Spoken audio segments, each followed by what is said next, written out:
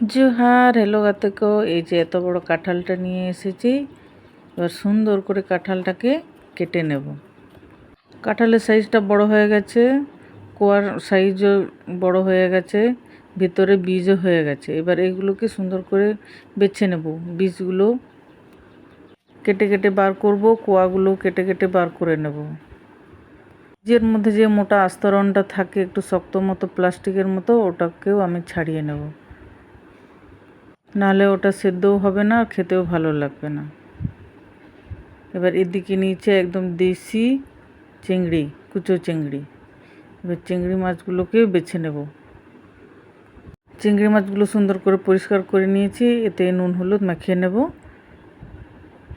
কড়াইতে তেল গরম হয়ে গেছে, চিংড়ি মাছগুলো লাল লাল করে ভেজে নেব, সুন্দর করে ভেজে নেব, লাল লাল করে। সুন্দর চিংড়ি মাছগুলো ভাজা হয়ে গেছে। এবার কাঁঠালটাকেও নুন হলুদ দিয়ে একটু ভাপিয়ে নেব। ডুমো ডুমো করে আলু কেটে রেখেছি। এইদিকে গোটা জিরে, শুকনো লঙ্কা, তেজপাতা ফোড়নে দিয়েছি। এবার কুচানো পেঁয়াজগুলো আমি দিয়ে দেব। একটা মিডিয়াম সাইজের পেঁয়াজ কুচিয়েছি। পেঁয়াজটাকে একটু তেলের মধ্যে হালকা ভেজে নেব।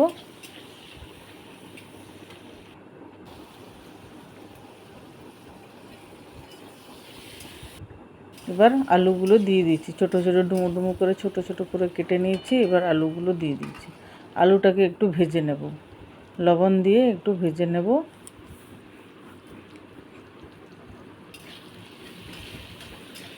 বেশ খানিকক্ষণ ভেজে নেব। আলুটা মোটামুটি লাল লাল হয়ে আসবে, এবার সুন্দর ভাজা হয়ে গেছে। এবার এতে দেবো আদা রসুন বাটা, 2 চামচ আদা রসুন বাটা দিয়ে দিয়েছি। একসঙ্গে বেটে রেখেছিলাম আদা রসুন, সেটা দিয়ে দেবে। এবার আদা রসুন দিয়ে দেওয়ার পর আলুর সঙ্গে বেশ খানিকক্ষণ কষিয়ে নেব। আদা রসুনের কাঁচা গন্ধটাও চলে যাবে। এবার একটু জল দেব। বেশিক্ষণ তেলের মধ্যে কষালে মশলাগুলো পুড়ে যেতে পারে, তিতা হয়ে যেতে পারে। এবার জিরে, হলুদ, লঙ্কা গুঁড়ো দিয়ে দিলাম। এই যে মিক্স মশলা ছিল একটু, ওটাও দিয়ে দেব। ভেজিটেবল মশলা ছিল, মিক্স ভেজিটেবল মশলা। এবার সুন্দর করে আলু কষানো হয়ে গেছে। এবার সেদ্ধ করে রাখা কাঁঠালগুলোকে দিয়ে দেব। দিয়ে দেওয়ার পর সুন্দর করে মিক্স করে নেব, মিশিয়ে নেব। মেশানো হয়ে গেলে বেশ খানিকক্ষণ আমি চিংড়ি মাছ দিয়ে কষাতে থাকবো। চিংড়ি মাছটা দিয়ে দেব।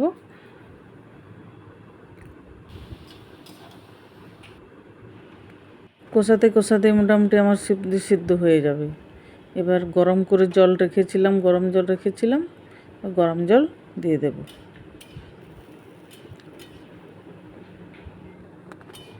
তরকারিটা সুন্দর ফুটে উঠেছে, আমার রেডি হয়ে গেছে বন্ধুরা। এবার নামিয়ে নিলেই আমার রেডি কাঁঠাল চিংড়ির রেসিপি। তো আপনাদের কেমন লাগলো আমার রেসিপিটা অতি অবশ্যই আমাকে জানাবেন। Thank you.